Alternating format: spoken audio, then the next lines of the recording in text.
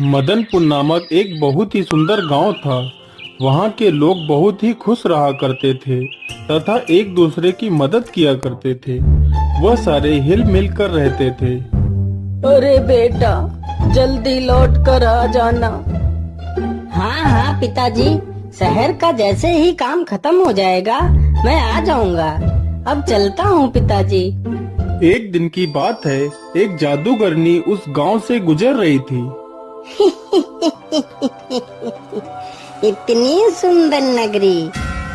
सुंदर नगरी तो मैंने कभी नहीं देखी। क्यों ना मैं इस नगरी को अपने वश में कर लूं और यहाँ पर अपना महल बनाऊं और यहाँ के लोगों को अपना गुलाम बना लेती हूँ। फिर जादूगरनी उस गांव पर अपना काला जादू कर देती है और गांव के लोगों से अपनी सेवा करवाती है। अरे ओ बुड्ढे, तू आज मेरे लिए आम के मीठे मीठे फल ले आ। मुझे आज आम के फल खाने का बहुत मन हो रहा है।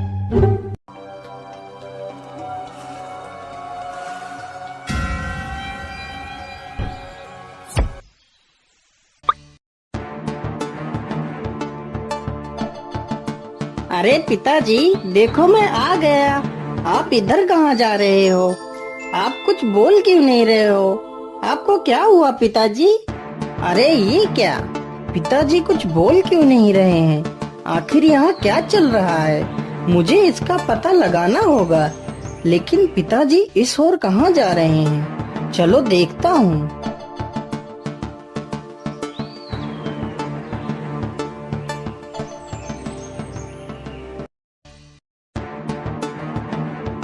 अरे बुड्ढे, तू आम ले आया? चल रख दे इधर और दूसरा काम कर जाके। अरे यहाँ क्या चल रहा है? ये औरत कौन है?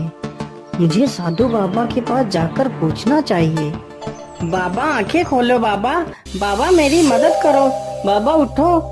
क्या हुआ बेटा, तुम इतना शोर क्यों मचा रहे हो? तुम्हें क्या समस्या है? बाबा, हमारे गांव के लोगों को क्या हो गया है? मेरे पिताजी को क्या हो गया है?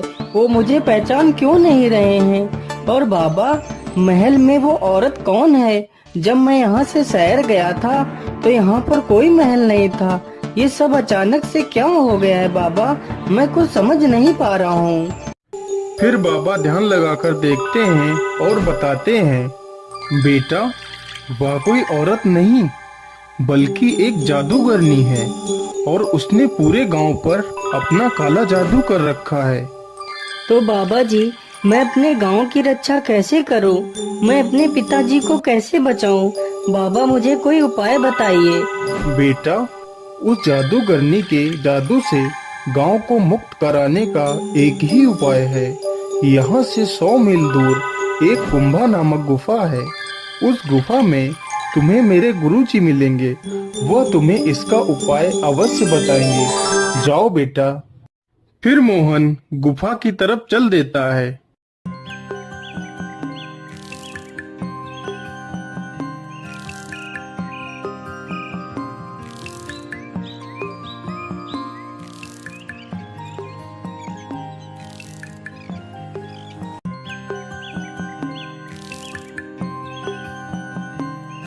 मोहन गुफा में पहुंचकर साधु बाबा को सारी बात बताता है। बेटा ध्यान से सुनो, यहाँ से कुछ ही दूर पर एक जादुई पेड़ है। उस पेड़ में ही उस जादूगरनी की आत्मा है। अगर तुम उस पेड़ को नष्ट कर दो तो उस जादूगरनी की मृत्यु हो जाएगी और तुम्हारा गांव काले जादू से मुक्त हो जाएगा। लेकिन बाबा, मैं उस पेड़ को पहचानूंगा कैसे? बेटा, उस पेड़ को पहचानना ज्यादा मुश्किल नहीं है। उस पेड़ के चारों तरफ एक अलौकिक प्रकाश जगमगा रहा होगा। ठीक है बाबा, मैं चलता हूँ। मुझे आशीर्वाद दीजिए।